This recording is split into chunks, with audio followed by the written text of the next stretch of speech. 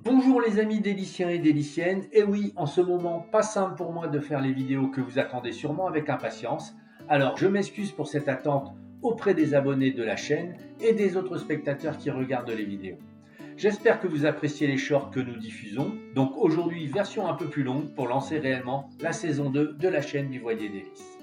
Comme les autres chaînes aiment le dire, je vous remercie d'avance de vous abonner, de liker en cliquant sur le pouce et de laisser des commentaires afin d'être mieux diffusé sur YouTube et que la synergie de la chaîne du petit voilier qui se lance à l'eau devienne un véritable raz-de-marée défiant les circumnavigateurs et leurs milliers d'abonnés.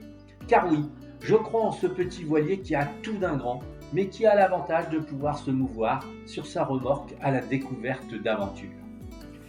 Toujours envie de partager avec vous les aventures du Voilier Délices et montrer qu'avec un peu de transpiration, d'inventivité et surtout beaucoup d'amour, nous pouvons toutes et tous embellir notre vie en trouvant des occupations sûrement plus sympathiques que les écrans et ce monde virtuel qui nous fait trop souvent oublier que le monde est beau et que cette beauté est palpable et met tous nos sens en éveil. Aujourd'hui, la vidéo présente le chantier naval qui entretient le bateau, chantier naval amateur, dont la spécialité est la bonne humeur et les bonnes idées. Et en plus, ce chantier travaille de façon totalement bénévole et la seule monnaie est la sueur. La vidéo s'appelle Les 10 travaux de baignade, mon surnom régional, 10 actions d'entretien et d'amélioration intersaison, soit filmées, soit shortées, soit déjà diffusées. Allez, c'est parti pour tout comprendre pour une présentation des différents chantiers et de leurs difficultés respectives. Bon visionnage. Allez, c'est parti pour le chantier numéro 1. Je déplace le davier sur tribord car la baille à mouillage s'ouvre sur tribord, donc beaucoup plus facile de manipuler l'encre de ce côté. Rien de compliqué, je lime un peu le rail de fargue et je compense la pente avec du mastic polyester, puis je boulonne le tout. Je finirai par un peu de gel coat de la couleur de la coque.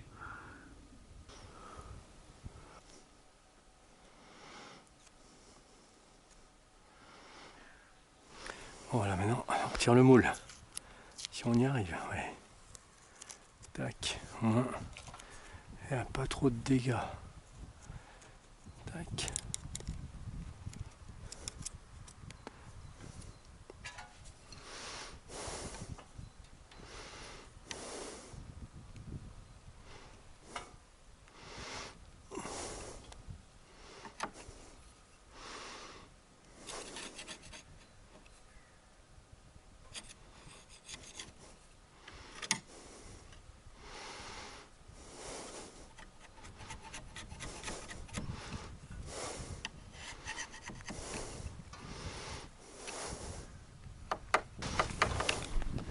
Puis ici, enduire.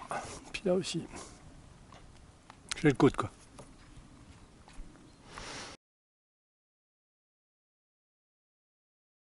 On a donc ouvert. Puis une petite clé pour fermer. Bon, une petite clé. Voilà, c'est fermé. Ce qui va permettre de laisser le mouillage. À la base, le chantier numéro 2 paraissait simple. Pas très compliqué de mettre une fermeture à clé sur la baille à mouillage. Mais fabriquer la patte de fermeture et l'ajuster n'a pas été une mince affaire car la patte fournie dans le sachet d'origine ne pouvait être utilisée.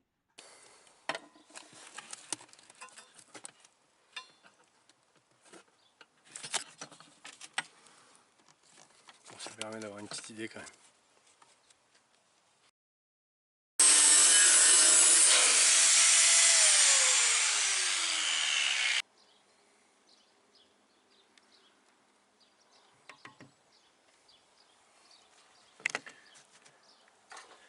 Alors, comment essayer d'avoir une marque? Donc j'ai mis un peu de dentifrice là. Et on y va. Parce que le problème c'est que quand ça se ferme, ben, on voit pas.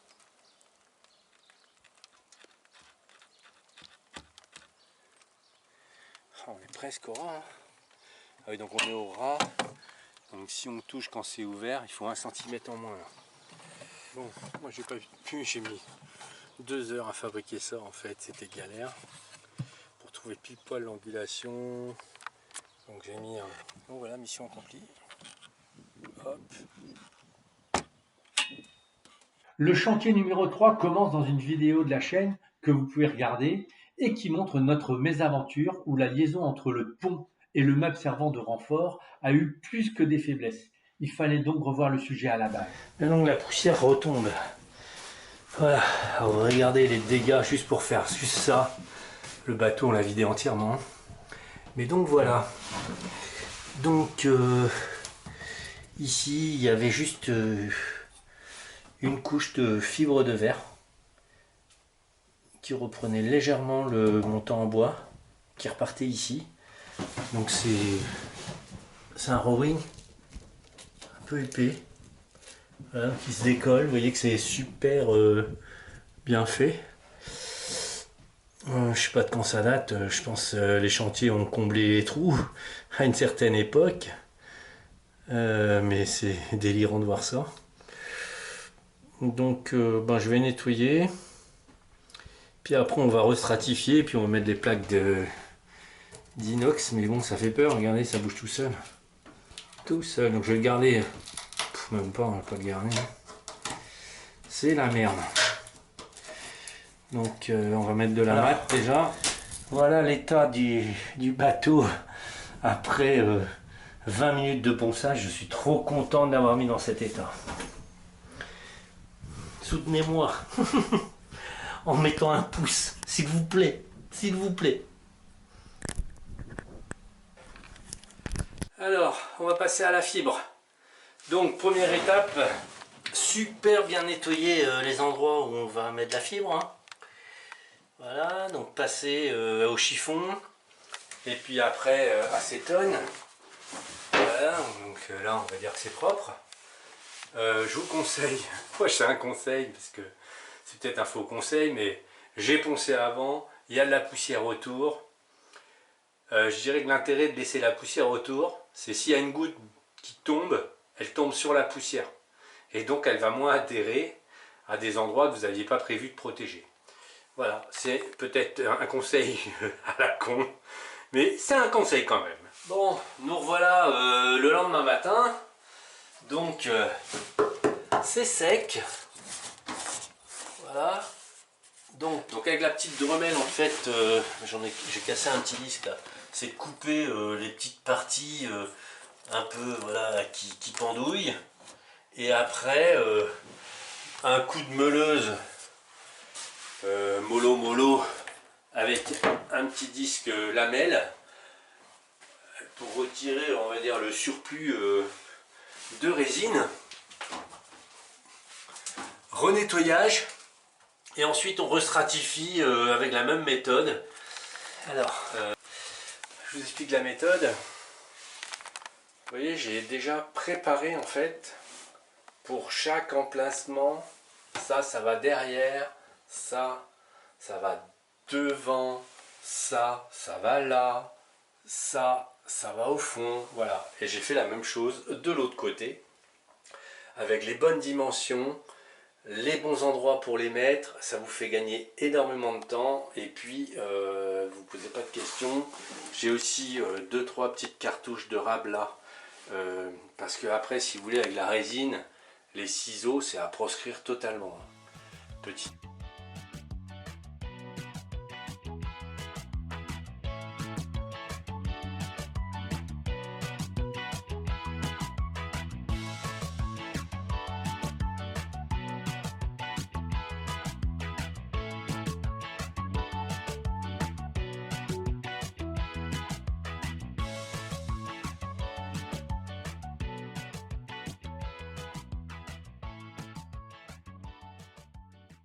Là derrière ça a été repris. Bon alors faut pas s'angoisser hein, sur des trucs qui pendouillent etc. Hein, ça sera coupé, ça va être enduit, par la suite poncé.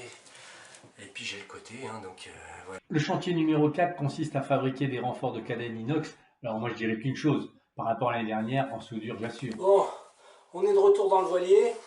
Alors c'est ni Mardi Gras et j'ai ni la volonté de concurrencer les Daft Punk, mais me voilà harnaché avec le masque de soudeur parce que on va aller directement pointer les plaques pour faire les renforts de cadène. Et au moins on aura la juste position de ces plaques. Hein, donc je vous rappelle, hier j'étais en ponçage.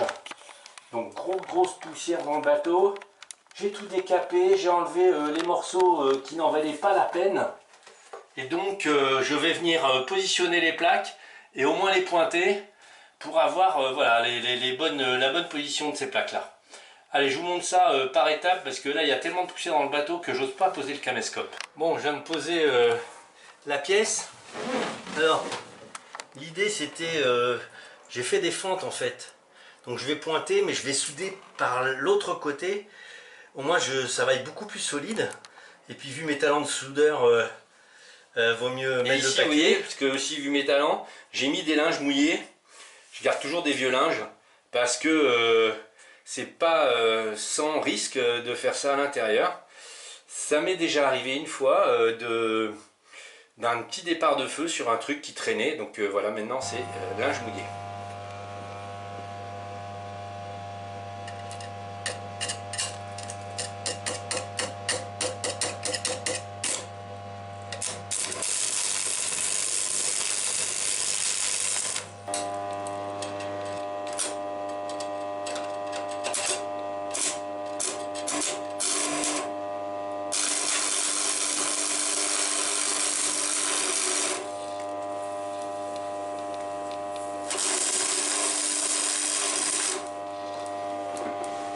Mission accomplie? Vous êtes d'accord avec moi? Moi je suis d'accord avec moi. Bon, jour 2 pour les aventures du soudeur masqué. Soudeur masqué mais totalement bricoleur du dimanche. Donc j'expérimente les sujets sur les conseils de mon frère qui a plus de connaissances que moi en soudure. Alors, première chose, j'ai pas trouvé d'électrode en 2. J'ai donc acheté du 2,5. Eh bien, moi, je trouve que c'est plus facile à souder avec du 2,5 qu'avec du 2. Donc, voilà. Mon frère m'a dit, il faut blinder. J'ai blindé. Voilà, donc blindé verso, on va dire. C'est encore un peu chaud. J'ai reblindé ici recto. Bon, alors, dans la collection printemps-été 2024, voici 2 pièces de chaudronnerie réalisées artisanalement. On peut considérer le travail comme terminé. Voilà, quand on sera posé la tête en l'air, ce sera pas mal. Un petit coup de ponçage pour finir, et ça on le verra après.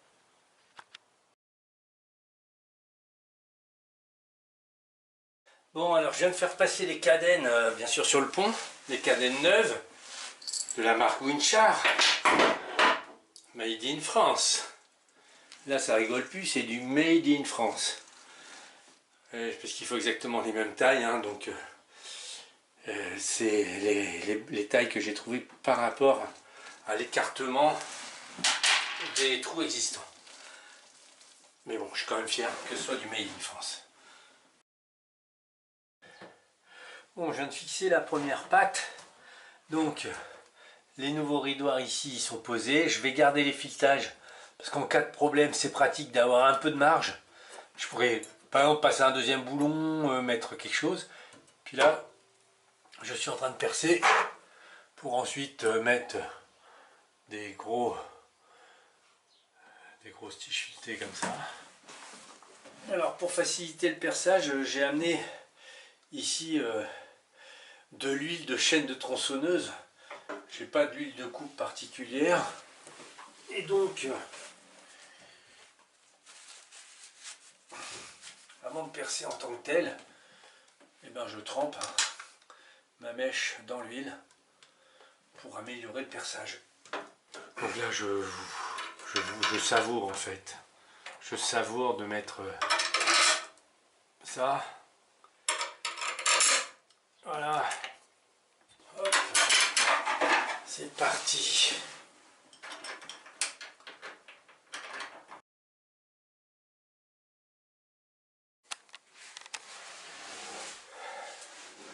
Ben voilà ce que ça donne au final. Hein.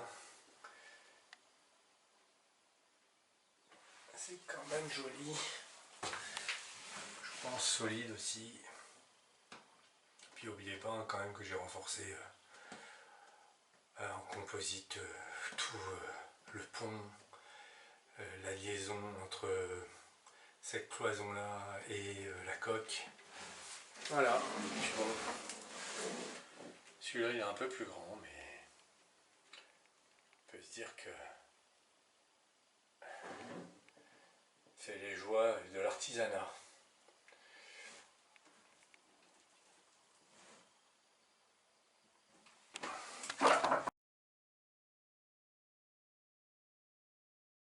Chantier numéro 5, on met les œuvres vives à blanc pour repartir sur une bonne base.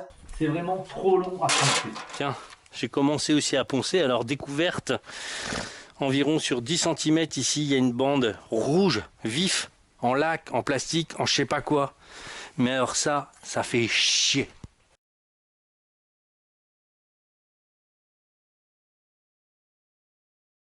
Pour poncer correctement sous les rouleaux, je viens positionner des épontilles en bois, ce qui me permet de descendre les rouleaux de la remorque.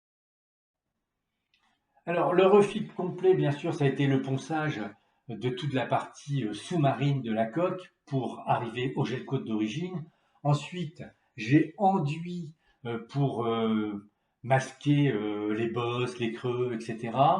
J'ai reponcé, j'ai passé une couche de gel coat, puis 2 couches de primaire sous-marine, et enfin, j'ai terminé par 2 couches d'anti-fouling matrice dure.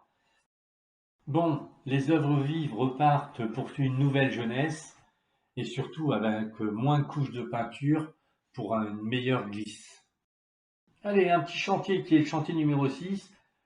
Je mets en place une serrure pour compléter la serrure existante et augmenter un peu la sécurité du panneau de descente. Comme je l'écris, c'est moins tentant. Le chantier numéro 7 avait pour but de repeindre en gel coat en bleu marine l'intérieur et une partie de l'extérieur. Le chantier numéro 8 est tout bonnement génial. Je l'ai filmé en short, mais je l'ai testé et approuvé. Je profite pour faire encore un petit peu de bricolage.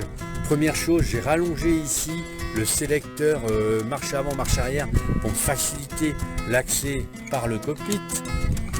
Et puis, grande nouveauté, j'ai fait une liaison entre le safran et le moteur pour que, on va essayer de prendre du recul, tac, quand on se tourne le safran, le moteur tourne en même temps. Ça évite des désagréments constants parce que quand je manipule le moteur, le safran, surtout en marche arrière, vient se mettre à contre. Donc là, ce sera plus le cas. Je pourrai manœuvrer le moteur à partir du safran directement. Le chantier numéro 9, c'est aussi un short déjà diffusé et je peux vous dire que c'est approuvé. Bon, salut les amis déliciens et déliciennes.